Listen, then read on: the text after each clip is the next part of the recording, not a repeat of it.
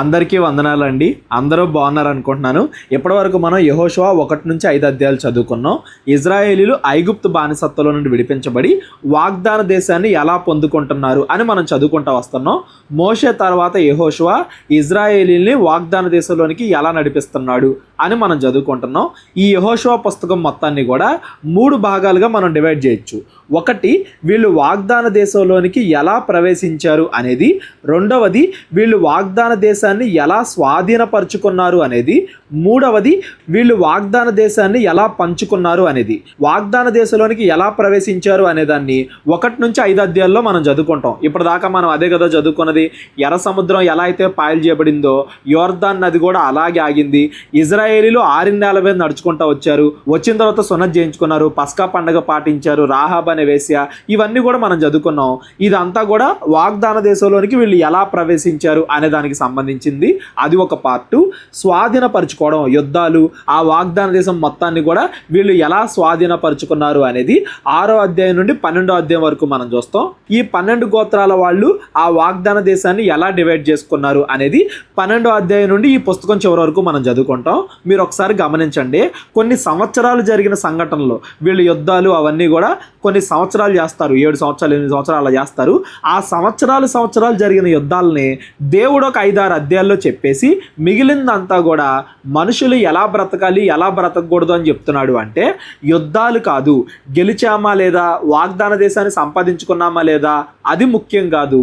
అక్కడైనా ఇక్కడైనా మనం ఎలా బ్రతుకుతున్నాం, దేవుడి ఆజ్ఞల ప్రకారంగా మనం బ్రతుకుతున్నామా లేదా అదే ముఖ్యము అనేది దేవుడు ఇజ్రాయేలీలకి మనకి ఎక్స్ప్లెయిన్ చేస్తున్నాడు అనేది మనకు అర్థం అవ్వాలి. బైబిల్ మొత్తం కూడా మనం ఏ అధ్యాయం ఏది చదువుకున్నా కానీ దాని ద్వారా మనం ఆత్మీయ జ్ఞానాన్ని పొందుకోవాలి. అంటే విశ్వాసంలో ఏం చేయొచ్చు ఏం చేయకూడదు అనే విషయాలు తెలుసుకోవాలి. దానికోసమే బైబిల్. అంతేగాని ఒక వ్యక్తి ఇంకో వ్యక్తిని ఎలా చంపాడు, అతడు బాగా ట్రైనింగ్ ఎలా తీసుకున్నాడు, ఎంతసేపు యుద్ధం జరిగింది, అలాంటి విషయాలు కాకుండా, ఉపయోగం లేని విషయాలు కాకుండా ఉపయోగపడే విషయాల గురించే బైబిల్ ఎక్కువగా మాట్లాడుతుంది అనేది కూడా మనం గుర్తుపెట్టుకోవాలి. ఇజ్రాయేలీలు వాగ్దాన దేశంలోనికి ఎలా ప్రవేశించారో మనం ఆల్రెడీ చదివేసుకున్నాం. యెహోషువ 6వ అధ్యాయం నుండి ఆ వాగ్దాన దేశాన్ని వీళ్ళు ఎలా స్వాధీనపరుచుకున్నారు, యుద్ధాలు, ఇవన్నీ కూడా మనం చదువుకుంటూ వెళ్తాం. ఈ 6వ అధ్యాయం మనకి చదువుకోబోయే ముందు 5వ అధ్యాయంలో జరిగిన ఒక సంఘటన మనందరికి కూడా జ్ఞాపకం ఉండాలి. యెహోషువ చూస్తాడు కదా, కత్తి పట్టుకున్న ఒక దేవదూతను చూస్తాడు. యెహోషువ, నువ్వు ఎవరి వైపు ఉన్నావు, మా వైపు ఉన్నావా, మా విరోధులు మా శత్రువుల వైపు ఉన్నావా అని అడిగినప్పుడు ఆ దేవదూత, నేను ఎవరి వైపు లేను, నేను దేవుడి వైపు, దేవుడు ఎవరిని గెలిపించమంటే వాళ్ళని గెలిపిస్తాను. ప్రశ్న నేను ఎవరి వైపు ఉన్నాను అని కాదు, మీరు ఎవరి వైపు ఉన్నారు. ఇజ్రాయేల్ దేవుడి వైపు ఉన్నారా, అపవాది వైపు ఉన్నారా, నీతి వైపు ఉన్నారా, పాపం వైపు ఉన్నారా?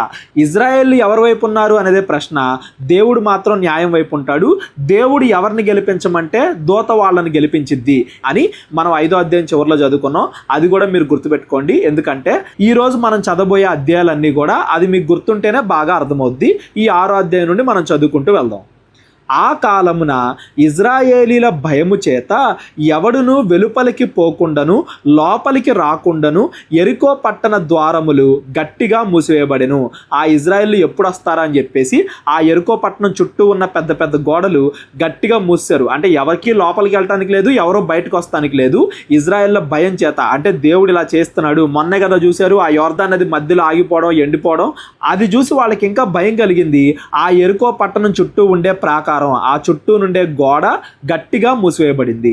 అప్పుడు యెహోవా యెహోషువతో ఇట్లనెను, చూడుము, నేను యెరికోను దాని రాజును పరాక్రము గల శూరులను నీ చేతికి అప్పగించుచున్నాను.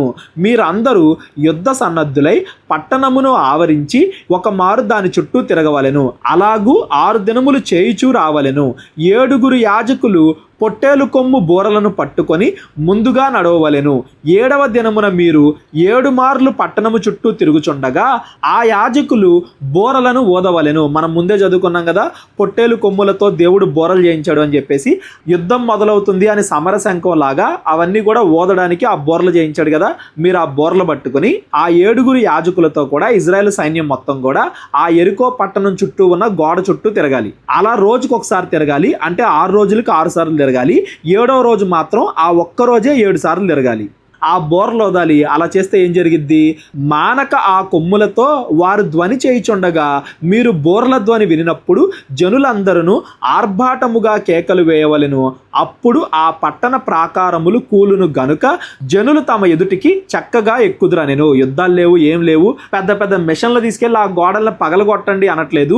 మీరు కేకలు వేయండి, మీరు ఆ బోర్లోదండి, మీరు అరవండి, ఆ పట్టణ ప్రాకారము దానికదే కూలేలాగా నేను చేస్తాను, నేను మీకు తోడున్నాను అని చెప్పేసి దేవుడు యెహోషువతో చెప్తున్నాడు. నూను కుమారుడైన యెహోషువ యాజకులను పిలిపించి, మీరు నిబంధన మందసమును ఎత్తుకొని మోయిడి. 7 యాజకులు యెహోవా నిబంధన మందసమునకు ముందుగా పొట్టేలు కొమ్ము బూరలను 7 పట్టుకొని నడవవలెనని వారితో చెప్పెను. మరియు అతడు, మీరు సాగి పట్టణమును చుట్టుకొనుడనియు యోధులు యెహోవా మందసమునకు ముందుగా నడవలననియు ప్రజలతో చెప్పాను. దేవుడు ఏదైతే చెప్పాడో యెహోషువ ప్రజలందరికీ, యాజకులకు కూడా అలా చెప్పాడు. ఇజ్రాయెల్ అలాగే తిరిగారని దాని అర్థం. ఇలా ఆ ప్రాకారం చుట్టూ తిరగడానికి గల కారణాలు ఏంటి అంటే, 1, ఇజ్రాయేలీలకి దేవుడి పైన విశ్వాసం కలగడానికి. యుద్ధం చేసేది ఇజ్రాయేల్ కాదు, దేవుడే వీళ్ళని నడిపిస్తున్నాడు అని ఇజ్రాయేలీలకి విశ్వాసం కలగడానికి. 2, యెరికో పట్టణానికి ఆఖరి అవకాశం. ఇదిగో దేవుడు వస్తున్నాడు మీకు తీర్పు తీర్చడానికి, ఆఖరి అవకాశం ఇది. మీరు మారతారా మారరా, మీరు లొంగిపోరా. ఒకవేళ లొంగిపోయి విగ్రహారాధన మానేసుకుని చెడ్డ క్రియలు మానేసుకుంటే దేవుడు వాళ్ళను కూడా ఇజ్రాయెల్లో కలిపేవాడు. అలాగా కనానీయుల్లో ఈ యెరికో ప్రాంత ప్రజలకి దేవుడిచ్చే ఆఖరి అవకాశం ఇది అని మనం చెప్పొచ్చు. ఈ 2 కారణాల వల్ల యాజకుల్ని, ఇజ్రాయేలీల్ని ఆ నిబంధన మందసాన్ని మోస్తూ ఆ పట్టణం చుట్టూ తిరగమని చెప్తున్నాడు దేవుడు. యెహోషువ ప్రజలకు ఆజ్ఞాపించిన తరువాత 7 యాజకులు పొట్టేలు కొమ్ము బూరలను 7 యెహోవా సన్నిధిని పట్టుకొని సాగుచు, ఒక్కొక్క యాజకుడు ఒక్కొక్క బోర, వాటిని ఊదుతూ, అలాగా ఆ బోరలను ఊదుచూ ఉండగా యెహోవా నిబంధన మందసమును వారి వెంట నడిచెను. యోధులు బోరలను ఊదుచున్న యాజకులకు ముందుగా నడిచిరి. దండు వెనుకటి భాగము మందసము వెంబడి వచ్చెను. యాజకులు వెళ్ళుచు బోరలను ఊదుచుండిరి. యోధులు, యాజకులు, మందసం సైనికులు అలా దాని చుట్టూ తిరుగుతున్నారు. మరియు యెహోషువ, మీరు కేకలు వేయుడని నేను మీతో చెప్పు దినము వరకు మీరు కేకలు వేయవద్దు. అంటే 7వ రోజు వరకు కేకలు వేయొద్దు, కేవలం బోరలు మాత్రమే ఊదండి అని దాని అర్థం. మీరు ఆ దినం వరకు కేకలు వేయొద్దు, మీ కంఠధ్వని వినబడనీయవద్దు, మీ నోట నుండి ఏ ధ్వనియు రావలదు, నేను చెప్పునప్పుడే మీరు కేకలు వేయవలెనని జనులకు ఆజ్ఞాపించెను. 7వ రోజు వరకు మీరు ఎవరో కూడా కేకలేయొద్దు, అరవద్దు. కేకలేస్తే ఆ యెరికో గోడలు కోల్తాయని దేవుడు చెప్పాడు. అది 7వ రోజు కాబట్టి నేను చెప్పేంత వరకు, ఆ రోజు వచ్చేంత వరకు మీరెవరో కూడా అరవద్దు అని యెహోషువ చెప్తున్నాడు. అట్లు యెహోవా మందసము ఆ పట్టణమును చుట్టుకొని ఒక మారు దాని చుట్టూ తిరిగిన తరువాత వారు పాళెములోకి వచ్చి రాత్రి పాళెములో గడిపిరి. రోజుకు ఒకసారి తిరగమన్నాడు కదా దేవుడు, అలా తిరగగానే మళ్ళా పాళెంలోకి వచ్చేసారు, మళ్ళీ ఇక్కడ నిద్రపోయారు. ఉదయమున యెహోషువ లేవగా యాజకులు యెహోవా మందసమును ఎత్తుకొని మోసిరి. 7 యాజకులు పొట్టేలు కొమ్మ బోరలను 7 పట్టుకొని నిలువక యెహోవా మందసమునకు ముందుగా నడుచుచు బోరలు ఊదుచూ వచ్చిరి. యోధులు వారికి ముందుగా నడిచిరి. దండు వెనుపటి భాగము యెహోవా మందసము వెంబడి వచ్చెను. యాజకులు వెళ్ళుచు బోరలు ఊదుచూ వచ్చిరి. అట్లు 2వ దినమున వారు ఒక మారు పట్టణము చుట్టూ తిరిగి పాళెమునకు మరలా వచ్చిరి. 6 దినములు వారు అలాగు చేయుచూ వచ్చిరి. ఈ 6 రోజులు కూడా ఇలాగే జరుగుతూ వచ్చింది. బోరలు ఊదుతూ వారందరూ కూడా ఆ పట్టణం చుట్టూ తిరిగారు. దేవుడు వాళ్ళకి అవకాశం ఇచ్చాడు. యెరికో వాళ్ళకి, ఇజ్రాయేలుకి కూడా విశ్వాసాన్ని పెంచుతున్నాడు. 7వ దినమున వారు ఉదయమున చీకటితోనే లేచి 7 మారులు ఆ ప్రకారముగానే పట్టణము చుట్టూ తిరిగిరి. ఆ ఒక్క రోజులోనే 7 సార్లు తిరగాలి కాబట్టి పొద్దున్నే లేచి అలా దేవుడు చెప్పినట్టుగా తిరగడం స్టార్ట్ చేశారు. ఆ 7 మార్లు ఆ పట్టణము చుట్టూ తిరిగిరి. ఆ దినమున మాత్రమే వారు 7 మార్లు పట్టణము చుట్టూ తిరిగిరి. మిగిలిన అన్ని రోజులు ఒక్కొక్క రోజుకి ఒక్కొక్కసారి మాత్రమే. 7వ రోజు 7 సార్లు తిరిగారు. 7వ మారు యాజకులు బోరలు ఊదగా యెహోషువ జనులకు ఈలాగు ఆజ్ఞాపించెను. ఆఖరిసారి బోర్ల ఊదేటప్పుడు, ఆఖరి రౌండ్ వేసేటప్పుడు యెహోషువ చెప్తున్నాడు జనాలతో, కేకలు వేయుడి, యెహోవా ఈ పట్టణమును మీకు అప్పగించుచున్నాడు. ఈ పట్టణమును దీనిలో ఉన్నది యావత్తును యెహోవా వలన శపింపబడెను. రాహాబు అనే వేశ్య మనము పంపిన దూతలను దాచిపెట్టెను గనుక ఆమెయు ఆ ఇంటనున్న వారందరూ మాత్రమే బతుకుదురు. ఆ రాహాబు అనే ఇంట్లో ఉన్న వాళ్ళు తప్ప మిగిలిన వాళ్ళందరూ కూడా చనిపోతారు, మీరు గట్టిగా కేకలు వేయండి అని ప్రజలకు చెప్పాడు. శపింపబడిన దానిలో కొంచెమైనను మీరు తీసుకొనిన ఎడల మీరు శాపగ్రస్తులై ఇజ్రాయేళ్ల పాళెమునకు శాపము తెప్పించి దానికి బాధ కలుగజేయుదురు గనుక శపింపబడిన దానిని మీరు ముట్టకూడదు. శపింపబడినవి అంటే ఏంటి? కనానీల వస్తువులన్నీ శపింపబడినవే. వాళ్ళ వెండి, బంగారం, ఇత్తడి పాత్రలు, ఇసుక పాత్రలు యెహోవాకు ప్రతిష్టములగును. వాటిని యెహోవా ధనాగారములో ఉంచవలెను. ఎవరో కూడా వాళ్ళ సొంతంగా తీసుకోవడం కాదు. యుద్ధం చేసిన తర్వాత ఆ ఆస్తిని ఈ ఆస్తిని కొల్లగొట్టి వాళ్ళకి ఇష్టం వచ్చినట్టుగా కనానీల వస్తువుల్ని తీసుకునే అధికారం ఇజ్రాయేల్కి లేదు. శపింపబడిన దాన్ని మీరు తీసుకోవద్దు. తీసుకుంటే దేవుడు మనల్ని కూడా శపిస్తాడు, మీరు అది గుర్తుపెట్టుకోండి అని యెహోషువ మరలా ఇక్కడ గుర్తు చేస్తున్నాడు. యాజకులు బోరలు ఊదగా ప్రజలు కేకలు వేసిరి. ఆ బోర్ల ధ్వని వినినప్పుడు ప్రజలు ఆర్భాటముగా కేకలు వేయగా ప్రాకారములు కూలెను. ప్రజలందరూ తమ ఎదుటికి చక్కగా పట్టణ ప్రాకారము ఎక్కి పట్టణమును పట్టుకొనిరి. ఆ యెరికో ప్రాంతం చుట్టూ ఉండే ప్రాకారం అంతా ఒక్కసారిగా కూలిపోయింది. ఆ కూలిపోయిన రాళ్ల మీద వీళ్ళు నడుచుకుంటా ఎక్కి ఆ పట్టణంలోకి వెళ్ళిపోయారు. దేవుడు అంత సింపుల్గా వెళ్ళని యెరికో పట్టణంలోనికి నడిపించాడు. యెరికో గోడలు కూలిపోయి ఆ రాళ్ల మీద ఇజ్రాయేల్ సింపుల్గా నడుచుకుంటా ఎక్కెళ్ళిపోయారు.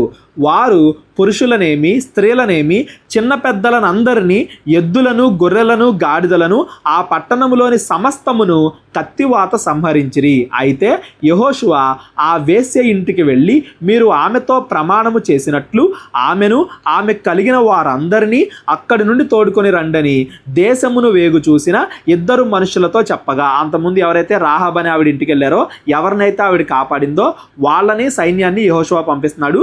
మీరు వెళ్ళి వాళ్ళని కాపాడండి అని చెప్పి వేగుల వారైన ఆ మనుషులు పోయి రాహాబును, ఆమె తండ్రిని, ఆమె తల్లిని, ఆమె సహోదరులను, ఆమెకు కలిగిన వారందరినీ అంటే ఆ ఇంట్లో ఉన్న వారందరినీ వెలుపలికి తోడుకొని వచ్చిరి. ఆమె ఇంటి వారందరినీ వారు వెలుపలికి తోడుకొని ఇజ్రాయేలీల పాలెము వెలుపట వారిని నివసింపజేసిరి. పాలెము వెలుపట అంటే ఇజ్రాయేల్లో ఉన్న చోటికి దూరంగా అని అర్థం. మనం ముందు అధ్యాయంలో కూడా చదువుకున్నాం కదా, ఎవరైతే అపవిత్రులు ఉంటారో లేదా రోగాలు వచ్చిన వాళ్ళు ఉంటారో వాళ్ళందరూ కూడా పాలెనికి వెలుపల ఉండాలి కొన్ని రోజులు అని చెప్పేసి ఈ రాహాబు యొక్క కుటుంబాన్ని దేవుడు రక్షించినప్పటికీ ఆవిడ ఇంకా పూర్తిగా ఇజ్రాయెల్లో కలవలేదు కదా. ఆ రాహాబు అనే ఇంటి వాళ్ళందరూ కూడా పూర్తిగా దేవుడిని నమ్ముకోలేదు కదా, వాళ్ళు పూర్తిగా పవిత్రపరచబడలేదు కదా, వాళ్ళ పాపాలు ఇంకా మానుకోలేదు కదా. అందుకే ఇజ్రాయెల్ పాళయానికి బయట వాళ్ళని ఉంచారు. ఆ తర్వాత ఇజ్రాయెల్లో వాళ్ళని కలుపుకుంటారు. ఎలా కలుపుకున్నారు అనేది తర్వాత అధ్యాయంలో మనం చదువుకుందాం. ఇక్కడ ముఖ్యమైన అంశం ఏంటంటే, ఎవరైతే మారుతున్నారో, ఎవరైతే మేము మంచిగా ఉండాలి పాపము చేయము అని అనుకుంటారో అలాంటి వాళ్ళందరికీ దేవుడు రక్షింపబడే అవకాశం ఇచ్చాడు. ఎవరైతే వినలేదో వాళ్ళందరూ కూడా చనిపోతున్నారు అని దాని అర్థం. ఇక్కడ ఇజ్రాయేలీలు ఆ కనానీయుల్ని అంటే ఆ యెరికో పట్టణ ప్రజల్ని చంపుతున్నారు అంటే అది ఇజ్రాయేలీలు తీర్పు తీర్చడం కాదు, దేవుడే తీర్పు తీర్చడం అని మనం గుర్తుపెట్టుకోవాలి. ఇది దేవుడు చేస్తున్నాడు. తీర్పు తీర్చడానికి దేవుడికి అవకాశం ఇవ్వాలి కానీ మనం మన పక్కన వాళ్ళని శిక్షించడం, కొట్టడం, చంపడం ఇలాంటివి మనం చేయకూడదు అనేది మనం గుర్తుపెట్టుకోవాలి. ఇక్కడ ఇజ్రాయేలీల ద్వారా కనాను వాళ్ళు చేసిన తప్పులకి దేవుడు తీర్పు తీరుస్తున్నాడు. రేపొద్దున ఇజ్రాయేల్కి కూడా తీర్పు తీరుస్తాడు. ఇజ్రాయేల్ తప్పు చేస్తే వీళ్ళని చెరలోకి పంపించేస్తాడు, బానిసలుగా చేస్తాడు. ఒక మనిషి ఇంకో మనిషిని కావాలని చంపకూడదు, తీర్పు తీర్చకూడదు. తీర్పు అనేది దేవుడు తీర్చాలి. ఎందుకంటే దేవుడికి సమస్తము తెలుసు కాబట్టి ఆయన న్యాయంగా తీర్పు తీరుస్తాడు. కాబట్టి మనుషులకి ఏదో అనిపించిందని, మనకేదో అనిపించిందని మనం వేరే దేశాల మీద యుద్ధం చేయడం, వేరే మనుషులు చంపడం, వేరే వాళ్ళని శిక్షించడం అలాంటివి మనం చేయకూడదు. శిక్షించే, తీర్పు తీర్చే అధికారం దేవుడిదే కానీ మనది కాదు అనేది ఇలాంటి సందర్భాలు జరిగినప్పుడు మనం గుర్తుపెట్టుకోవాలి. అది మనం గుర్తుపెట్టుకోకపోతే ఇలాంటి సందర్భాలను తప్పుగా అర్థం చేసుకునే ప్రమాదం కూడా ఉంటుంది. మళ్ళా పోలీసులు, కోర్టు ఇదంతా వేరు, ఆ సిస్టమ్ వేరు. నేను ఇప్పుడు దాకా దేని గురించి మాట్లాడుతున్నానంటే, ఇప్పుడు నా కళ్ళ ముందు ఎవడన్నా ఒకటి తప్పు చేశాడు, నేనే డైరెక్ట్గా వెళ్ళి వాడికి శిక్ష వేయకూడదు, నేను వాడిని చంపేసి నేను న్యాయం తీర్చాను అని నేను అనకూడదు అని మన పర్సనల్ లైఫ్ గురించి మాట్లాడుతున్నాను. ఎవరో ఏ కుటుంబం, ఏ విశ్వాసి లేకపోతే ఏ అన్యుడైనా కానీ ఇంకో మనిషిని చంపే, ఇంకో మనిషిని శిక్షించే అధికారం మనిషికి లేదు. అది దేవుడి అధికారం, దేవుడికి వదిలిపెట్టేయాలి దాన్ని అనేది ఇక్కడ ఇలాంటి సందర్భాలు జరిగినప్పుడు మనందరం కూడా చాలా జాగ్రత్తగా గుర్తుపెట్టుకోవాలి. లేదంటే ఇవన్నీ కూడా అపార్థం అవుతాయి. వీటిల్లో ఎవరికైనా ఏమైనా సందేహాలు వచ్చినట్లయితే డిస్క్రిప్షన్లో నా నెంబర్ ఉంటుంది, కాల్ కానీ వాట్సాప్ కానీ చేయండి. మరి అలాంటి పరిస్థితుల్లో చిన్నపిల్లలు కూడా చనిపోతున్నారు కదా, వాళ్ళు ఏ పాపం చేయలేదు కదా అని మీరు అడగొచ్చు. ఇలాంటివి నేను ముందే యుద్ధాలు జరిగినప్పుడు ముందు పుస్తకాల్లో నేను ఎక్స్ప్లెయిన్ చేశాను కాబట్టి మరలా ఇక్కడ ఎక్స్ప్లెయిన్ చేయట్లేదు. ఒకవేళ అలాంటి వాటి గురించి అయినా ఎవరికైనా ఏమైనా సందేహాలు ఉంటే డిస్క్రిప్షన్లో నా నెంబర్ ఉంటుంది, కాల్ కానీ వాట్సాప్ కానీ చేయండి. ఇక్కడ ఈ సందర్భం ద్వారా, ఈ యెరికో పట్టణం దగ్గర సందర్భం ద్వారా దేవుడు మనకి ఏం తెలియజేస్తున్నాడంటే, ఎవరైతే మారడానికి సిద్ధంగా ఉన్నారో వాళ్ళందరినీ కూడా దేవుడు రక్షించడానికి సిద్ధంగా ఉన్నాడు. రాహాబ్ అనే వేసి దానికి బెస్ట్ ఎగ్జాంపుల్. ఇప్పుడు కానానీయులకి, ఆ యెరికో పట్టణంలో ఉన్న వాళ్ళకి, ఎవరైతే అంత ముందు నుండి విగ్రహారాధన, వ్యభిచారము, నరహత్యలు ఇలాంటి పాపాల్లో మునిగిపోయారో వాళ్ళందరికీ కూడా ఈ ఇజ్రాయెల్ ద్వారా దేవుడు తీర్పు తీరుస్తున్నాడు. తీర్పు తీర్చేది దేవుడే కానీ ఇజ్రాయెల్ కాదు అనేది మనం గుర్తుపెట్టుకోవాలి. మనం చదువుకుంటూ వెళ్దాం. అప్పుడు వారు ఆ పట్టణమును దానిలోని సమస్తమును అగ్ని చేత కాల్చివేసిరి. వెండిని, బంగారమును, ఇత్తడి అగ్ని పాత్రలను, ఇనుప పాత్రలను మాత్రమే యెహోవా మందిర ధనాగారములో ఉంచిరి. రాహాబను వేశ్య యెరికోను వేగుచూచుటకు యెహోషువ పంపిన దూతలను దాచిపెట్టి ఉండెను గనుక అతడు ఆమెను, ఆమె తండ్రి ఇంటి వారిని, ఆమె కలిగిన వారందరినీ బ్రతుకనిచ్చెను. ఆమె నేటి వరకు ఇజ్రాయెల్ మధ్య నివసించుచున్నది. అంటే ఆమె కుటుంబం ఇజ్రాయేలీల్లో కలిసిపోయింది. ఇంకా ఆవిడ అన్నిరాలు కాదు, ఇంకా ఆవిడ కనానీరాలు కాదు, ఆవిడ ఇజ్రాయేలీల్లోనే ఒక భాగం అని దాని అర్థం. మీరు గమనించండి, ఈ అధ్యాయంలో ఎక్కడైనా కానీ ఆ కనానీలకి దేవుడు తీర్పు తీర్చాడు అని దాని కిందే రాహాబ్ అనే వేసే కుటుంబాన్ని కాపాడాడు అని ఉంటుంది. అంటే దేవుడు ఎవరైతే మారే స్వభావం కలిగిన కుటుంబాలు ఉంటారో వాళ్ళని రక్షించడానికి కూడా దేవుడు సిద్ధంగానే ఉన్నాడు అని దాని అర్థం. ఆ కాలమున యెహోషువ జనుల చేత శపథము చేయించి వారికి ఇలాగు ఆజ్ఞాపించెను, ఎవడు యెరికో పట్టణమును కట్టింపబూనునో వాడు యెహోవా దృష్టికి శాపగ్రస్తుడు. వాడు దాని పునాది వేయగా వాని జ్యేష్ఠ కుమారుడు చచ్చును, దాని తలుపులను నిలువనెత్తగా వాని కనిష్ట కుమారుడు చచ్చును. యెహోవా యెహోషువాకు తోడై ఉండెను గనుక అతని కీర్తి దేశమంతటను వ్యాపించెను. ఇదిగో యెహోషువ నాయకత్వంలో ఇజ్రాయేలు యుద్ధాలు గెలుస్తున్నారు, వాగ్దాన దేశాన్ని స్వాధీనపరుచుకుంటున్నారు అని యెహోషువ కీర్తి ఆ కనాను దేశం అంతటా కూడా వ్యాపించింది అని దాని అర్థం. ఈ యెరికో పట్టణం యొక్క గోడ, ఆ చుట్టూ ఉన్న ప్రాకారం ఏదైతే కూలిపోయిందో ఇజ్రాయెల్ కేకలు వేసినప్పుడు, దాన్ని ఎప్పటికీ దేవుడు చేసిన కార్యానికి గుర్తుగా అలా వదిలేయాలి. దాన్ని ఎప్పటికీ కూడా చూసినప్పుడు దేవుడు చేసిన కార్యం గుర్తు రావాలి, అంతేగాని దాన్ని మరలా తిరిగి కట్టకూడదు అని యెహోషువ ఆజ్ఞాపిస్తున్నాడు. దానికి 2 కారణాలు. ఒకటి, దేవుడు చేసిన ఈ పనిని ఎప్పటికీ కూడా జ్ఞాపకం చేసుకోవడం. 2, ఇంకా ఎవరో వచ్చి ఈ దేశాన్ని ఆక్రమించుకుంటారు అని మీకు భయం అవసరం లేదు. మీరు దేవుడి ఆజ్ఞల ప్రకారంగా బ్రతికితే దేవుడు ఈ దేశాన్ని మీకు ఇచ్చాడు కాబట్టి మిమ్మల్ని కాపాడుతాడు. మళ్ళీ ఎవరో ఒకరు వచ్చి మీ మీద యుద్ధం చేసి ఈ దేశాన్ని మళ్ళీ ఆక్రమించుకోవడం అలాంటిది జరగదు, ఒకవేళ మీరు దేవుడి ఆజ్ఞల ప్రకారంగా బ్రతికితే అని దాని అర్థం. అలా దేవుడు చేసిన కార్యానికి గుర్తుగా ఎవరో కూడా దాన్ని తిరిగి కట్టకూడదు. ఒకవేళ తిరిగి కట్టాలని ప్రయత్నిస్తే వాళ్ళు శిక్షింపబడతారు అని దేవుడు ఇక్కడ చెబుతున్నాడు. ఇలాంటి సందర్భమే తర్వాత ఒకటి జరిగిద్ది. ఒకడు మరలా ఈ యెరికో ప్రాకారాన్ని కట్టాలి అనుకుంటాడు, అతడికి దేవుడు ఎలా శిక్ష విధించాడు అనేది రాజుల పుస్తకాల్లో మనం చదువుకుందాం. అక్కడికి వెళ్ళిన తర్వాత నేను మీకు ఎక్స్ప్లెయిన్ చేస్తాను. దేవుడు ముందే హెచ్చరించాడు అనేది మాత్రం మీరు గుర్తుపెట్టుకోండి. హెచ్చరించాడు, దేవుడి కార్యాన్ని ఎప్పటికీ గుర్తు చేసుకోవడానికి ఒక సూచనగా కూడా, ఒక గుర్తులాగా కూడా దాన్ని అలాగే వదిలేయమని చెప్పాడు. యెహోషువ 7వ అధ్యాయం. శపితమైన దాని విషయములో ఇజ్రాయేలీలు తిరుగుబాటు చేసిరి. ఇజ్రాయేలు తిరుగుబాటు చేశారు అంటే దేవుడు చెప్పిన మాటని వీళ్ళు వినలేదు అని దాని అర్థం. దేని విషయంలో? ఎట్లనగా యూదా గోత్రములో జరహు ముని మనవడును, జబ్దీ మనవడును, కర్మీ కుమారుడైన ఆకాను శపితము చేయబడిన దానిలో కొంత తీసుకొనెను. ఆ కనాను దేశంలో యుద్ధం చేసిన తర్వాత ఏవి కూడా తీసుకోకూడదని దేవుడు చెప్పాడు కదా, మనోడు మాత్రం కొంత తీసుకుని దాచిపెట్టుకున్నాడు. గనుక యెహోవా ఇజ్రాయేలీల మీద కోపపడెను. దేవుడి ఆజ్ఞలు వీళ్ళు పాటించలేదు కాబట్టి దేవుడి కోపం వచ్చింది. యెహోషువ, మీరు వెళ్ళి దేశమును వేగు చూడుడని చెప్పి బేతేలు తూర్పు దిక్కున బేతావెను దగ్గరున్న హాయి అను పురమునకు యెరికో నుండి వేగుల వారిని పంపగా, ఇప్పుడు యెరికో పట్టణాన్ని వీళ్ళు స్వాధీనపరుచుకున్నారు కాబట్టి ఆ తర్వాత పట్టణమైన హాయిని స్వాధీనపరుచుకుందాం అని చెప్పేసి ముందు ఎలా అయితే యెరికోకి వేగుల వారిని పంపించాడో ఇప్పుడు యెహోషువ ఆ హాయి అనే పట్టణానికి వేగుల వారిని పంపించాడు. వారు వెళ్ళి, ఆ వేగుల వారు వెళ్ళి హాయి పురమును వేగు చూచి యెహోషువ యొద్దకు తిరిగి వచ్చి, వీళ్ళు వెళ్ళారు, ఆ దేశం మొత్తాన్ని చూశారు, మళ్ళీ తిరిగి వచ్చారు యెహోషువ దగ్గరికి. యెహోషువ యొద్దకు తిరిగి వచ్చి జనులందరినీ వెళ్ళనీయకుము, 2-3 వేల మంది వెళ్ళి హాయిని పట్టుకొనవచ్చును. జనులందరూ ప్రయాసపడి అక్కడికి వెళ్ళనేలా, హాయి వారు కొద్దిగా ఉన్నారు కదా అనిరి. ఆ హాయి అనేది చాలా చిన్న పట్టణం. ఈ యెరికో అంత పెద్ద పట్టణం కూడా కాదు, చాలా చిన్న పట్టణం కాబట్టి అక్కడ ఉండే వాళ్ళు కొద్దిగానే కాబట్టి ఒక 2-3 వేల మంది వెళ్ళినా కానీ అలా ఈజీగా పట్టుకోవచ్చు, యుద్ధం ఈజీగా గెలవచ్చు అని చెప్పేసి ఆ వేగుల వారు వచ్చి యెహోషువకు చెప్పారు. కొన్ని బైబిల్స్లో ఈ 2-3 వేల మంది అనే దాన్ని 2 దళాలు 3 దళాలు అని రాస్తారు.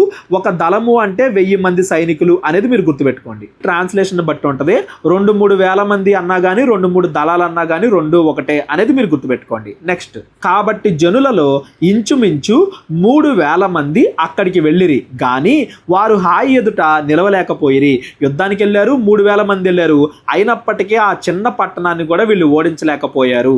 అప్పుడు హాయి వారు వారిలో 36 మనుషులను హతము చేసిరి మరియు తమ గవిని యొద్ద నుండి షేబారీము వరకు వారిని తరిమి మోరాదులో వారిని హతము చేసిరి.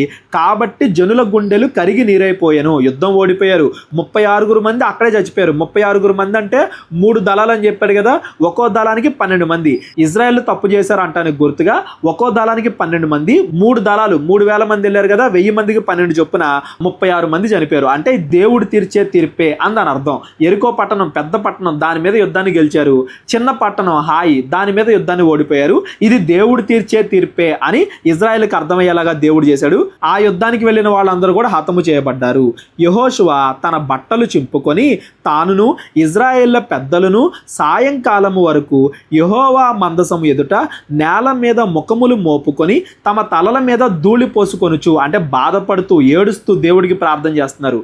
అయ్యో ప్రభువా యెహోవా, మమ్మును నశింపజేయునట్లు అమోరీల చేతికి మమ్మును అప్పగించుటకు ఈ జనులను ఈ యోర్దానును నీవు ఎందుకు దాటించితివి? మేము యోర్దానుకు అవతల నివసించుట మేలు. ప్రభువా కనికరించుము. ఇజ్రాయేలీలు తమ శత్రువుల ఎదుట నిలవలేక వెనుకకు తిరిగినందుకు నేను ఏమి చెప్పగలను? కనానీయులను ఈ దేశ నివాసులందరూ విని మమ్మును చుట్టుకొని మా పేరు మీద భూమి ఉండకుండా తుడిచివేసిన ఎడల ఘనమైన నీ నామమును గూర్చి నీవు ఏమి చేయుదువు అని ప్రార్థింపగా, మోషేలాగే యెహోషువ కూడా ప్రార్థన చేస్తున్నాడు. ఒక పక్కన బాధపడుతున్నాడు, దేవుడి యొక్క లక్షణాలను గుర్తు చేస్తున్నాడు. యెహోషువ ఇక్కడ బాగా కన్ఫ్యూజ్ అయిపోయాడు. ఇదేంటిది, దేవుడు గెలిపిస్తాడు కదా, దేవుడు ఏదైనా చేస్తాడు కదా, ఇప్పుడు దేవుడు ఎందుకు మనం యుద్ధం ఓడిపోయేలాగా చేశాడు, దేవుడు ఎందుకని మనకి శిక్ష విధించాడు అని యెహోషువ కన్ఫ్యూజన్లో దేవుడికి ప్రార్థన చేస్తున్నాడు. యెహోవా యెహోషువతో ఇట్లనెను, లెమ్ము, నీవు ఏల ఇక్కడ ముఖము నేల మోపుకొందువు? నా దగ్గర ప్రార్థన చేయడం వల్ల ఉపయోగం ఏంటి? ఇజ్రాయేలీలు పాపము చేసి ఉన్నారు, నేను వారితో చేసిన నిబంధనను వారు మీరి ఉన్నారు. శపితమైన దాన్ని కొంత తీసుకొని దొంగిలి బొంకి తమ సామానుల్లో దాన్ని దాచుకొని ఉన్నారు. దొంగిలించారు, దేవుడు చేయొద్దన్నది చేశారు, దాన్ని మళ్ళీ సామానుల్లో దాన్ని దాచిపెట్టారు ఎవరికి కనబడకుండా. ఇజ్రాయేల్ పాపం చేశారు. నువ్వు నా దగ్గరికి వచ్చి ప్రార్థన చేయడం వల్ల ఉపయోగం ఏముంది? మనం దేవుణ్ణి ప్రార్థించి ఏదైనా అడగాలి అంటే ముందు మనలో ఉన్న చెడుతత్వాన్ని, మన కుటుంబంలో ఉన్న చెడుతత్వాన్ని మనం తీసేయాలి కదా. అది మనం తీసేయకుండా దేవుడి దగ్గరికి వచ్చి మనం ప్రార్థించడం వల్ల ఉపయోగం ఏముంది? నువ్వు నా దగ్గర ముఖం ఎందుకు నేల మోపి ఉన్నావు? నువ్వు వెళ్ళి మీ ఇజ్రాయెల్లో ఉన్న చెడుతత్వాన్ని ముందు తీసేయి అని చెప్పేసి యెహోవా యెహోషువతో చెప్తున్నాడు. కాబట్టి ఇజ్రాయేలీలు శాపగ్రస్తులై తమ శత్రువుల ఎదుట నిలవలేక తమ శత్రువుల ఎదుట వెనుకకు తిరిగిరి. ఎందుకు? హాయి దగ్గర యుద్ధంలో ఓడిపోయారు, పారిపోయారు, చంపబడ్డారు. అంటే మీరు చేసిన తప్పే. శాపగ్రస్తులైన వారు మీ మధ్య ఉండకుండా మీరు వారిని నిర్మూలము చేసితేనే తప్ప నేను మీకు తోడై ఉండను. నీవు లేచి జనులను పరిశుద్ధపరిచి వారితో ఇలాగు చెప్పుము, రేపటికి మిమ్మును మీరు పరిశుద్ధపరచుకోండి. ఇజ్రాయేల్ దేవుడైన యెహోవా సెలవిచ్చినదేమనగా, ఇజ్రాయేల్లారా, మీ మధ్య శాపగ్రస్తమైనది ఒకటి కలదు. మీరు దానిని మీ మధ్య నుండకుండా నిర్మూలము చేయు వరకు మీ శత్రువుల ఎదుట మీరు నిలవలేరు. మీలో పాపం చేసిన వాడు ఒకడున్నాడు, వాడిని మీరు బయటికి లాగి ఆ పాపాన్ని మీరు పూర్తిగా తీసేస్తే తప్ప మీరు యుద్ధాలు గెలవలేరు అని దేవుడు ఇక్కడ చెప్తున్నాడు. మనం 5వ అధ్యాయంలో చదివింది మీకు గుర్తు రావాలి. యెహోవా దూత ఎవరి వైపు? ఇజ్రాయేల్ వైపా, కనానీయుల వైపా? ఎవరి వైపు కాదు, దేవుడి వైపు. దేవుడి ఆజ్ఞల ప్రకారంగా బ్రతకకపోతే ఇజ్రాయేలీని కూడా దేవుడు శిక్షిస్తాడు అనేదానికి ఈ ఆకాను హాయి సందర్భం అనేది ఒక మంచి ఉదాహరణ. ఉదయమున మీ గోత్రముల వారు వరుసను బట్టి మీరు రప్పింపబడుదురు. అప్పుడు యెహోవా ఏ గోత్రమును సూచించునో అది వంశముల వరుస ప్రకారము దగ్గరికి రావలెను. యెహోవా సూచించు వంశము కుటుంబముల ప్రకారము దగ్గరికి రావలెను. యెహోవా సూచించు కుటుంబము పురుషుల వరుస ప్రకారము దగ్గరికి రావలెను. అప్పుడు శపితమైనది ఎవని యొద్ద దొరుకునో వాని కలిగిన వారందరినీ అగ్ని చేత కాల్చివేయవలెను. ఏలయనగా వాడు యెహోవా నిబంధనను మీరి ఇజ్రాయేలీల్లో దుష్కార్యము చేసిన వాడు అనెను. ఇది కూడా ఎందుకు అంటే వాడు మారడానికి దేవుడు అవకాశం ఇస్తున్నాడు అని దాని అర్థం. ఎలా అయితే ఎరుకో దగ్గర 7 రోజులు వాళ్ళకి అవకాశం ఇచ్చాడో ఇక్కడ కూడా దేవుడు ఏం చేస్తున్నాడు, ముందు గోత్రాల వైజ్గా పిలుస్తున్నాడు. 12 గోత్రాల్లో ఒక గోత్రాన్ని సెలెక్ట్ చేస్తాడు. తప్పు చేసిన వాడు ఏ గోత్రంలో ఉన్నాడో ఆ గోత్రాన్ని సెలెక్ట్ చేస్తాడు. అప్పుడైనా వాడు ముందుకు వచ్చి ప్రభువా నేను తప్పు చేశానని ఒప్పుకోవాలి. అప్పటికి వాడు ఒప్పుకోలేదు అనుకో, నెక్స్ట్ ఆ గోత్రంలో ఉన్న వంశాన్ని సెలెక్ట్ చేస్తాడు. అప్పుడైనా పాపం ఒప్పుకోవాలి. లేదంటే ఆ వంశంలో ఉన్న కుటుంబాలన్నింటినీ పిలుస్తాడు. అప్పుడైనా పాపం ఒప్పుకోవాలి. లేదంటే దేవుడు ఏ కుటుంబం తప్పు చేసిందో ఆ కుటుంబాన్ని అందరి ఎదుట నిలబెడతాడు, అందరి ఎదుట వాళ్ళకి శిక్ష విధిస్తాడు అని చెప్పేసి దేవుడు చెప్పాడు యెహోషువతో. యెహోషువ అలాగే ఇజ్రాయెల్ అందరికి కూడా చెప్పాడు అని దాని అర్థం. కాబట్టి యెహోషువ ఉదయమున లేచి ఇజ్రాయేలీలను వారి గోత్రముల వరుసను బట్టి దగ్గరకు రప్పించినప్పుడు యూదా గోత్రము పట్టబడెను. ఆ ఆకాను యూదా గోత్రానికి చెందినవాడు కదా, యూదా గోత్రం పట్టబడెను. యూదా వంశమును దగ్గరకు రప్పించినప్పుడు జరహీల వంశము పట్టబడెను. జరహీల వంశమును పురుషుల వరసను దగ్గరకు రప్పింపినప్పుడు జబ్ది పట్టబడెను. అతడును అతడి ఇంటి పురుషుల వరసను దగ్గరకు రప్పింపబడినప్పుడు యూదా గోత్రములోని జరహు మునిమరవుడును జబ్ది మనవడును కర్మీ కుమారుడైన ఆకాను పట్టబడెను. ఫైనల్ గా ఆకాను కుటుంబం తప్పు చేసింది అని దేవుడు ఇజ్రాయెల్ అందరికి కూడా చూపించాడు. అప్పటి వరకు కూడా ఆకాను ముందుకొచ్చి తప్పు ఒప్పుకోలేదు, దేవుడే అతన్ని నిలబెట్టాడు అని దాని అర్థం.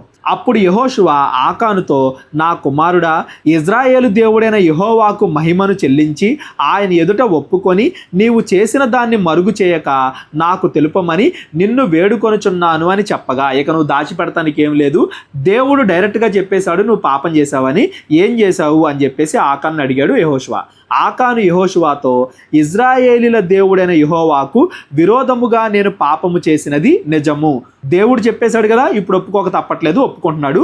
ముందే ఒప్పుకుని ఉంటే దేవుడు ఏమైనా క్షమించేవాడేమో, అట్లీస్ట్ తన వంశం వచ్చినప్పుడైనా ఒప్పుకుంటే క్షమించేవాడేమో. దేవుడు చూపించిన తర్వాత, నువ్వే తప్పు చేసావు అని దేవుడు చూపించిన తర్వాత అప్పుడు చెబుతున్నాడు, నేనేం చేశానంటే దోపిడీ సొమ్ములో ఒక మంచి షీనారు పైవస్త్రమును 200 తులముల వెండిని 50 తులముల ఎత్తుగల ఒక బంగారు కమ్మిని నేను చూచి వాటిని ఆశించి తీసుకొంటిని. అదిగో నా డేరా మధ్య అవి భూమిలో దాచిపెట్టబడి ఉన్నవి, ఆ వెండి దాని కింద ఉన్నది అని ఉత్తరమిచ్చి తాను చేసినదంతయు ఒప్పుకొనెను. ఎక్కడ దాచిపెట్టాడు, ఏం జరిగిందని మొత్తం అంతా చెప్పాడు. తన కుటుంబం వాళ్ళు కూడా దానికి సపోర్ట్ చేశారు కాబట్టి వాళ్ళు కూడా తప్పు చేసినట్టే అవుతుంది అనేది మనం గుర్తుపెట్టుకోవాలి. అప్పుడు యెహోషువ దూతలను పంపగా వారు ఆ డేరా యొద్దకు పరిగెత్తి చూచినప్పుడు అది డేరాలో దాచబడి ఉండెను, ఆ వెండి దాని కింద ఉండెను. ఎక్కడైతే దాచాడో అదంతా కూడా దొరికింది. కాబట్టి వారు డేరా మధ్య నుండి వాటిని తీసుకొని యెహోషువ యొద్దకు ఇజ్రాయెల్ యొద్దకును తెచ్చి యెహోవా సన్నిధిని ఉంచిరి. తరువాత యెహోషువాయు ఇజ్రాయెల్ అందరూ జహరు కుమారుడైన ఆకానును ఆ వెండిని ఆ పైవస్త్రమును ఆ బంగారు కమ్మిని ఆకాను కుమారులను కుమార్తెలను ఎద్దులను గాడిదలను మందను డేరాను వాని కలిగిన సమస్తమును పట్టుకొని ఆకోరు లోయలోనికి తీసుకొని వచ్చిరి. ఆ దగ్గరలోనే ఉన్న ప్లేస్కి తీసుకొచ్చారు. అప్పుడు యెహోషువ, నీ వేల మమ్మును బాధపరిచితివి, నేడు యెహోవా నిన్ను బాధపరచును అనగా ఇజ్రాయెల్ అందరూ వారిని రాళ్లతో చావగొట్టిరి. వారిని రాళ్లతో కొట్టిన తర్వాత, వారిని అనగానే ఆకాను యొక్క కుటుంబం, ఎవరెవరైతే తెలిసినా కానీ చెప్పలేదో, ఎవరెవరైతే సపోర్ట్ చేశారో ఆ కుటుంబం వాళ్ళందరికి కూడా మరణశిక్ష విధింపబడింది. రాళ్లతో కొట్టిన తర్వాత అగ్ని చేత కాల్చి వారి మీద రాళ్లను పెద్ద కుప్పగా వేసిరి. అది నేటి వరకు ఉన్నది. అంటే ఈ యెహోషువ పుస్తకాన్ని రాసేటప్పటికి ఇజ్రాయేలీలు పూర్తిగా వాగ్దాన దేశాన్ని సంపాదించుకున్న తర్వాత కూడా దాన్ని గుర్తుగా ఉంచారు, ఆ సమాధిని, ఆ ఆకాను యొక్క సమాధిని అని అర్థం. అప్పుడు యెహోవా కోపోద్రేకము విడిచిన వాడే మళ్ళుకొనెను, అందుచేతను నేటి వరకు ఆ చోటికి ఆకోరు లోయ అని పేరు. ఆకోరు లోయ అంటే బాధ కలిగిన లోయ అని దాని అర్థం. ఆకోరు అనగానే బాధ. అక్కడ ఇలా జరిగింది కాబట్టి ఇజ్రాయెల్ అందరిలో కూడా జరిగిన ఈ సందర్భానికి గుర్తుగా దానికి ఆకోరు లోయ అని పేరు పెట్టారు. ఇక్కడ మనం కాసేపు ఆగా ఆలోచిద్దామండి. రాహాబ్ అనే వేశ్యను ఒకసారి జ్ఞాపకం చేసుకోండి. ఆవిడ కనానీరాలు, ఆవిడికేమో రక్షణ లభించింది. ఈ ఆకాను అనే వ్యక్తి ఇజ్రాయేలీయుడు, ఇతనికేమో మరణశిక్ష విధింపబడింది. అంటే దేవుడు ఇజ్రాయేలీయుడా అన్యుడా కనానీయుడా అనేది చూడడం, దేవుడు హృదయాన్ని చూస్తాడు.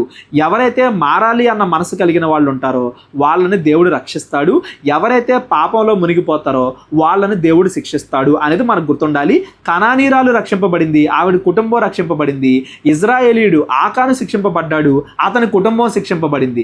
దేవుడు హృదయాన్ని చూస్తాడు అనేది మనం ఇక్కడ గమనించాలి. అలాగే ఆకానుకి దేవుడు మారు మనసు పొందడానికి అవకాశం ఇచ్చాడు.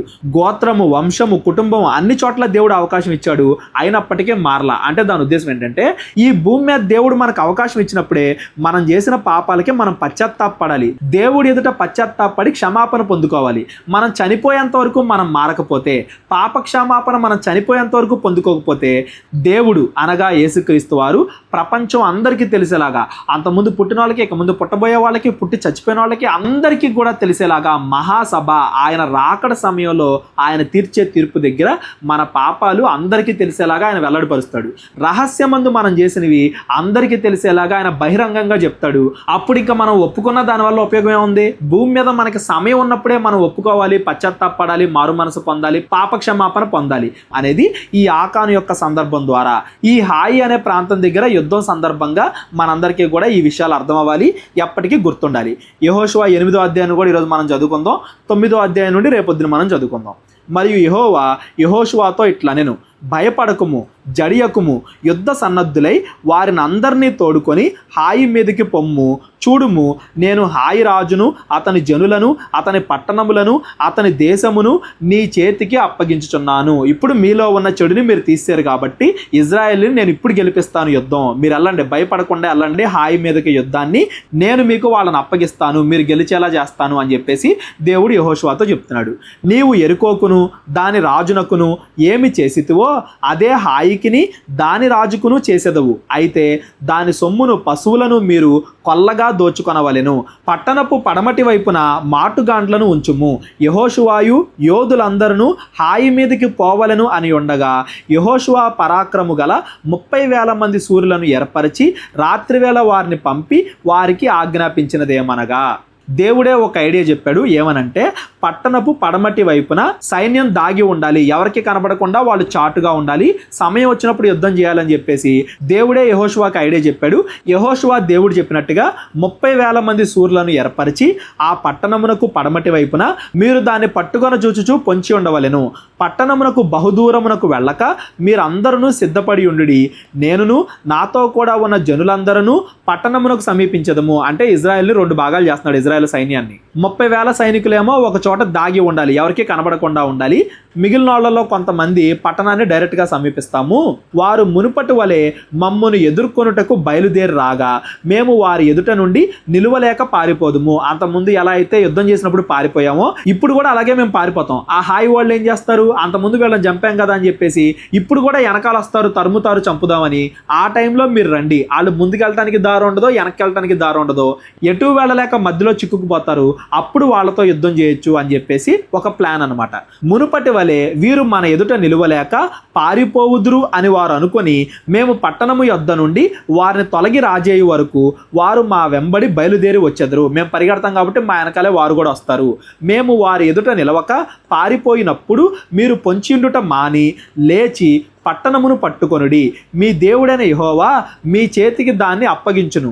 మీరు ఆ పట్టణమును పట్టుకొనున్నప్పుడు యెహోవా మాట చొప్పున జరిగించి దాన్ని తగులబెట్టవలెను. ఇదిగో నేను మీకు ఆజ్ఞాపించి ఉన్నానని చెప్పి యెహోషువ వారిని పంపగా, ఒక ప్లాన్ వేసుకున్నారు. యెహోషువ సైన్యాన్ని 2 భాగాలు చేశాడు. 30,000 మందిని ఒకవైపు ఉంచాడు, సుమారుగా 5,000 మందిని వేసుకుని యెహోషువ వెళ్తున్నాడు. ముందు చేసినట్టుగానే యుద్ధం చేయడానికి ఈ 5,000 మంది వస్తారు. ఈ 5,000 మందిని చంపడానికి ఎప్పుడైతే హాయి యొక్క సైన్యం వస్తుందో అప్పుడు వెనకాల నుండి ఆ 30,000 మంది కూడా వస్తారు. మధ్యలో వీళ్ళు చిక్కుపోతారు, ఆ హాయి వాళ్ళు. అప్పుడు వాళ్ళందరితో కూడా యుద్ధం చేసి గెలవచ్చు, వెనకాల ఉన్న పట్టణాన్ని కూడా నాశనం చేయొచ్చు అని చెప్పేసి ఒక ప్లాన్. వారు పొంచిండుటకు పోయి హాయి పడమటి దిక్కున బేతేలునకును హాయికిని మధ్య నిలిచిరి. ఆ రాత్రి యెహోషువ జనుల మధ్య బస చేశాను. ఆ సైనికులు ఎక్కడైతే ఉన్నారో వాళ్ళకి తోడుగా, వాళ్ళకి ధైర్యం ఇవ్వడానికి వాళ్ళ మధ్య యెహోషువ కూడా ఉన్నాడు. ఉదయమున యెహోషువ వేకువను లేచి జనులను వ్యూహపరిచి తానును ఇజ్రాయేల్ పెద్దలను జనులకు ముందుగా హాయి మీదికి పోయిరి. అతని యొద్దనున్న యోధులందరూ పోయి సమీపించి ఆ పట్టణము ఎదుటికి వచ్చి హాయికి ఉత్తర దిక్కున దిగిరి. అంతకుముందు ఎక్కడైతే యుద్ధం చేశారో అక్కడ ఆగారు. వారికిని హాయికిని మధ్యను లోయ ఉండగా అతడు ఇంచుమించు 5,000 మంది మనుషులను నియమించి పట్టణమునకు పడమటి వైపున బేతేలునకును హాయికును మధ్యను పొంచియుండుటకు ఉంచెను. వారు ఆ జనులను అనగా పట్టణమునకు ఉత్తర దిక్కునున్న సమస్త సైన్యమును పట్టణమునకు పడమటి దిక్కునున్న దాని వెనుకటి భాగమున ఉన్నవారిని ఉంచిన తరువాత యెహోషువ ఆ రాత్రి లోయలోనికి దిగిపోయెను. అనుకున్నట్టుగానే వచ్చారు, యుద్ధం చేసే స్థలంలో నిలిచారు. హాయి రాజు దాన్ని చూచినప్పుడు అతడును అతడి జనులందరూ పట్టణస్థులందరూ త్వరపడి పెందల కడనే లేచి మైదానము ఎదుట ఇజ్రాయేలీలను ఎదుర్కొని తాము అంతకు ముందు నిర్ణయించుకొనిన స్థలమున యుద్ధము చేయుటకు బయలుదేరి యుద్ధం చేయడానికి బయలుదేరారు. వాళ్ళు కూడా తన్ను పట్టుకొనుటకు పొంచి ఉన్నవారు పట్టణమునకు పడమటి వైపున ఉండిన సంగతి అతడు తెలుసుకొనలేదు. 30,000 మంది వెయిట్ చేస్తున్నారు, ఇదంతా కూడా ట్రాప్ అని అతనికి తెలియదు. యెహోషువాయు ఇజ్రాయేల్ అందరూ వారి ఎదుట నిలవలేక ఓడిపోయిన వారైనట్టు అరణ్య మార్గము తట్టు పారిపోయినప్పుడు వాళ్ళ ప్లాన్ ప్రకారంగా వాళ్ళు పారిపోవడం మొదలుపెట్టారు. వారిని ఆతురముగా తరుముకొనుటకై హాయిలో ఉన్న జనులందరూ కూడుకొని యెహోషువాను తరుముచు పట్టణమునకు దూరముగా పోయిరి.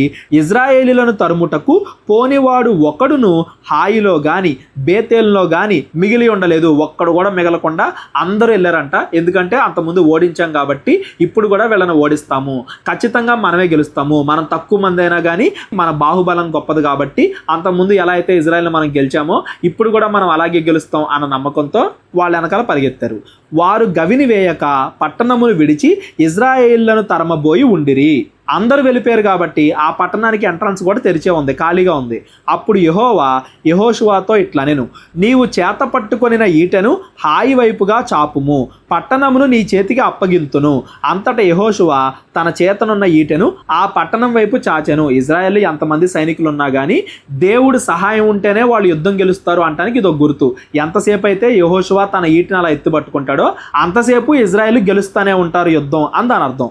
అతడు తన చెయ్యి చాపగా పొంచి ఉన్న వారందరూ మాటులో నుండి త్వరగా లేచి పరిగెత్తి పట్టణములోనికి చొచ్చి దాన్ని పట్టుకొని అప్పుడే తగలబెట్టిరి. హాయి వారు వెనుక వైపు తిరిగి చూచినప్పుడు ఆ పట్టణము యొక్క పొగ ఆకాశమునకు ఎక్కుచుండెను.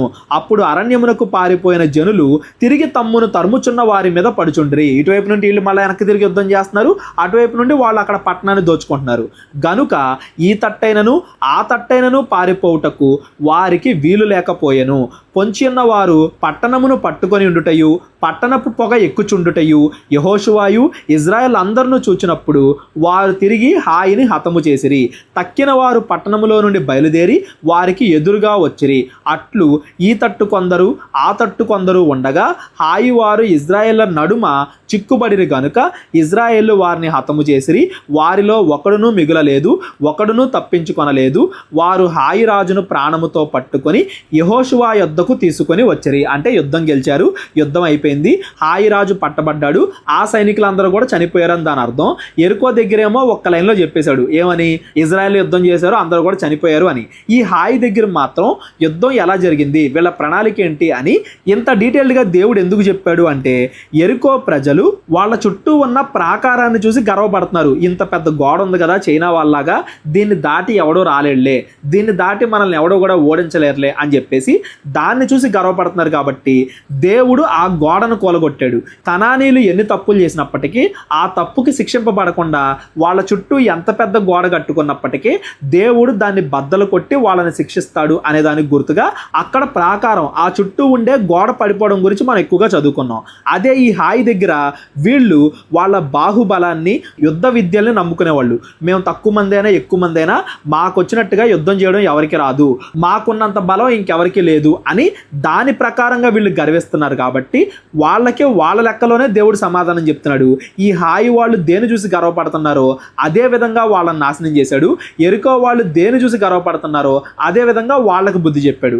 ఇదంతా కూడా వాళ్ళకి దేవుడి తీర్పు అర్థం అవడం కోసం దేవుడు వాళ్ళకి ఆ విధంగా శిక్ష రప్పించాడు అని దాని అర్థం. ఇదేమో కనానీయుల గురించి. ఇజ్రాయెల్ గురించి అయితే ఇజ్రాయెల్ దేవుడి ఆజ్ఞల ప్రకారంగా బ్రతికినప్పుడేమో ఎరుకో మీద గెలిచారు, దేవుడికి విరోధంగా ప్రవర్తించినప్పుడేమో హాయి మీద యుద్ధం ఓడిపోయారు. ఓడిపోయారు. మళ్ళా వాళ్ళ పాపాన్ని ఒప్పుకొని వాళ్ళు మరలా వాళ్ళ పాపాన్ని వాళ్ళ మధ్యలో నుండి తీసేసినప్పుడు అప్పుడు మళ్ళా హాయి మీద యుద్ధంలో గెలిచారు. ఇదేమో ఇజ్రాయేలీలకి. దేవుడు చూడండి 360లో ఒక పక్కన కనానీయులకి నేర్పించాల్సిన కనానీయులకి నేర్పిస్తున్నాడు, వాళ్ళ తీర్పు వాళ్ళ మీద తీరుస్తున్నాడు. ఒక పక్కన ఇజ్రాయేల్కి నేర్పించాల్సిన ఇజ్రాయేల్కి నేర్పిస్తున్నాడు, వీళ్ళ తీర్పు వీళ్ళ మీద తీరుస్తున్నాడు. పైన 5వ అధ్యాయంలో మనం చదువుకున్న సందర్భం మీకు గుర్తు రావాలి. యెహోవా దూత ఇజ్రాయేల్ వైపు కాదు, కనానీయుల వైపు కాదు, దేవుడి వైపు. దేవుడు ఎవరిని ఆశీర్వదించాలనుకుంటే వాళ్ళని ఆశీర్వదిస్తాడు, ఎవరిని శిక్షించాలనుకుంటే వాళ్ళని శిక్షిస్తాడు. అది దేవుడి నిర్ణయం. ఈ రోజు మనం చదువుకున్న ఈ 3 అధ్యాయాల ద్వారా మనకు అర్థం అవ్వాలి. నెక్స్ట్ ఏం చేస్తున్నాడు యెహోషువ? బీటిలోను పొలములోను హాయి నివాసులను తరిమిన ఇజ్రాయేలీలు వారిని చంపుట చాలించగా కత్తివాత కోలక మిగిలిన వాడు ఒకడునూ లేకపోయినప్పుడు ఇజ్రాయేళ్లందరూ హాయి యొద్దకు తిరిగి వచ్చి దానిని కత్తివాతను నిర్మూలము చేసిరి. హాయి మీదకి దేవుడి తీర్పు వచ్చింది.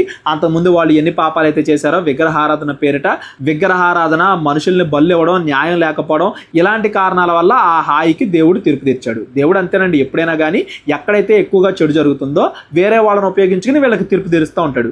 మన భారతదేశం పరిస్థితి అయినా అంతే. అంతకుముందు బానిసత్వంలో ఉండేవాళ్ళు అంటే దేవుడి పేరు చెప్పుకొని మనుషులు చంపేయడం, విగ్రహారాధన చేయడం, వ్యభిచారం చేయడం, ఇలాంటివన్నీ చేసినప్పుడు దేవుడు తీర్పు తీరుస్తాడు. అలాగని ఏ దేశం ద్వారా అయితే తీర్పు తీర్చాడో వాళ్ళు మంచి వాళ్ళని కాదు, వాళ్ళకు కూడా దేవుడు తీర్పు తీరుస్తాడు. ఎవరికి ఇవ్వాల్సిన తీర్పు దేవుడు వాళ్ళకి ఇచ్చేస్తాడు. ఆ సమయంలో ఇస్తాడు, ఆ ప్రణాళిక ప్రకారంగా ఇస్తాడు. దేని ప్రకారంగా వాళ్ళు గర్విస్తారో ఆ ప్రకారంగానే దేవుడు వాళ్ళకి తీర్పు తీరుస్తాడు. దేవుడి యొక్క లక్షణాలు అర్థం అవడానికి అనేది మనం గుర్తుపెట్టుకోవాలి. ఆ దినమున పడిన స్త్రీ పురుషులందరూ 12,000 మంది. యెహోషువ హాయి నివాసులందరినీ నిర్మూలము చేయు వరకు ఈట పట్టుకొని చాచిన తన చేతిని తిరిగి ముడుచుకొనలేదు. ఎంతసేపు అయితే యెహోషువ అలా పట్టుకుని ఉన్నాడో అంతసేపు ఇజ్రాయేలు యుద్ధం గెలుస్తూనే ఉన్నారు అందని అర్థం. యెహోవా యెహోషువాకు ఆజ్ఞాపించిన మాట చొప్పున ఇజ్రాయేలీలు ఆ పట్టణంలోని పశువులను సొమ్మును తమ కొరకు కొల్లగా దోచుకొనిరి. అట్లు యెహోషువ హాయి నిత్యము పాడైపోవాలనని దాన్ని కాల్చివేసెను.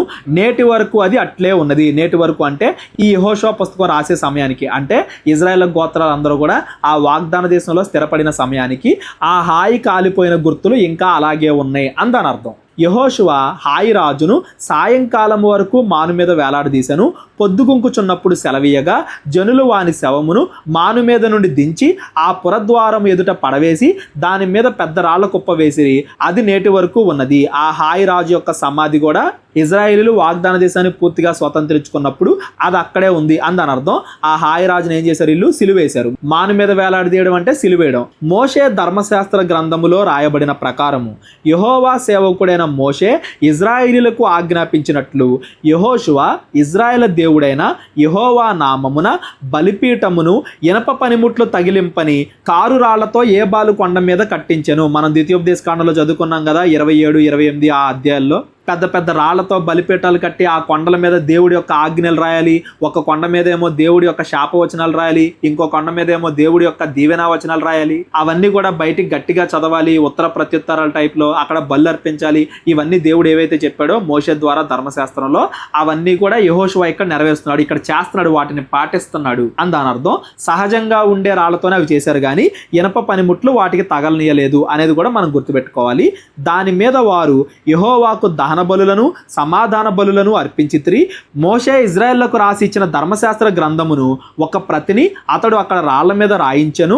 అప్పుడు ఇజ్రాయేళ్లను దీవించుటకు యెహోవా సేవకుడైన మోషే పూర్వము ఆజ్ఞాపించినది జరగవలెనని పరదేశులేమి, వారిలో పుట్టిన వారేమి, ఇజ్రాయేల్ అందరూ వారి పెద్దలను, వారి నాయకులను, వారి న్యాయాధిపతులను యెహోవా నిబంధన మందసమును మోయు యాజకులైన లేవీల ముందర ఆ మందసమునకు ఈ వైపున ఆ వైపున నిలిచిరి. వారిలో సగం మంది గెరిజిము కొండ మీదను సగం మంది ఏబాలు కొండ మీదను నిలువగా యెహోషువ ఆ ధర్మశాస్త్ర గ్రంథములో రాయబడిన వాటన్నింటినీ బట్టి ఆ ధర్మశాస్త్ర వాక్యములన్నింటినీ అనగా దాని దీవెనా వచనములను దాని శాపవచనములను చదివి వినిపించెను. స్త్రీలను పిల్లలను వారి మధ్య నుండి పరదేశులను వినుచుండగా యెహోషువ సర్వ సమాజము ఎదుట మోషే ఆజ్ఞాపించిన వాటన్నింటిలో చదవక విడిచిన మాట ఒక్కటియూ లేదు. ఒక్క పొల్లు కూడా పోకుండా ఒక్క మాట కూడా పోకుండా యెహోషువ మోషే రాసిన ధర్మశాస్త్రంలోని ప్రతి ఆజ్ఞని ఇజ్రాయేలుకి వినిపించాడు. రాళ్ల మీద వాటిని చెక్కారు. శాపవచనాలు ఒక కొండ మీద, దీవెన వచనాలు ఒక కొండ మీద, ఏదైతే మనం ద్వితీయోపదేశకాండం చివరిలో చదువుకున్నామో సేమ్ అలాగే ఇక్కడ యెహోషువ చేస్తున్నాడు.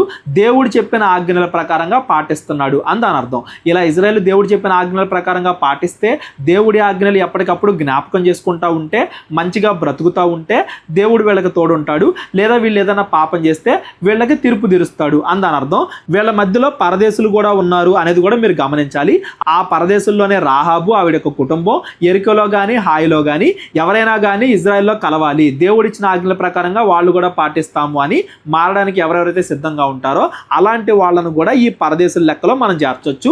ఇంకా వీళ్ళు కూడా ఇజ్రాయెల్లో భాగం అని దాని అర్థం. పరదేశులను కాకుండా ఇజ్రాయెల్లో కలిసిపోతారు తర్వాత అని కూడా మనం అనుకోవచ్చు. ధర్మశాస్త్ర ప్రకారంగా పాటించాలని ఎవరెవరైతే కోరుకుంటారో వాళ్ళందరూ కూడా ఇజ్రాయెల్ అన్నట్టే లెక్క.